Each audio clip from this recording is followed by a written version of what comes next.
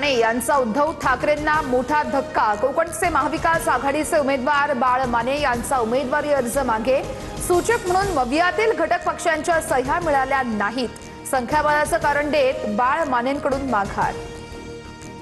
जळगाव विधान परिषदेचा अर्ज मागे घेण्याच्या शेवटच्या दिवशी ट्विस्ट। शिंदेंच्या शिवसेनेच्या बंडखोर रेश्मा काळे सहलीला गेल्याची चर्चा। बंडखोरी शमवण्यासाठी मंत्री गिरीश महाजन जळगावात।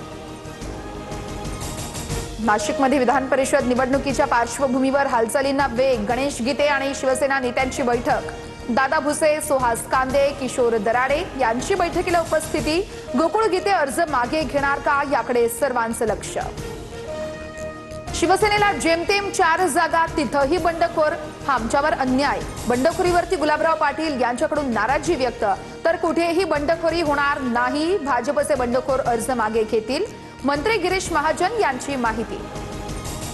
ठाण्यातील विधान परिषद निवडणूक बिनविरोध होण्याची शक्यता। पवारांच्या राष्ट्रवादीचे उमेदवार अभिजित पवार यांच्याकडून अर्ज मागे। महायुतीचे उमेदवार रवींद्र फाटक यांचा विजय निश्चित।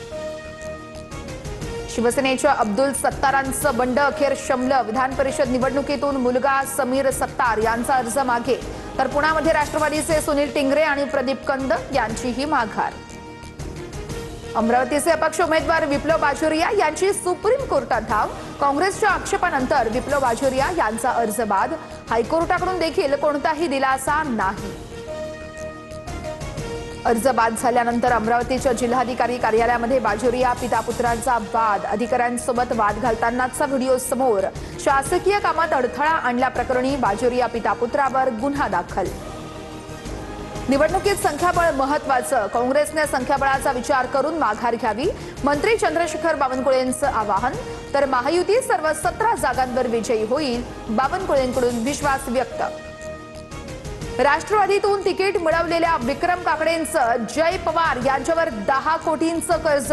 निवडणूक प्रतिज्ञापत्रातून माहिती समोर। तर जय पवार यांना 10 कोटी कर्ज म्हणून दिले नाही, जमिनीच्या व्यवहारातून पैसे दिले, विक्रम काकडेंची माहिती। बारामतीमध्ये महागाई विरोधात पवारांच्या राष्ट्रवादीचं आंदोलन। 3 हत्ती चौकात चोल मांडून महिलांकडून सरकारचा निषेध व्यक्त। आंदोलकांची जोरदार घोषणाबाजी।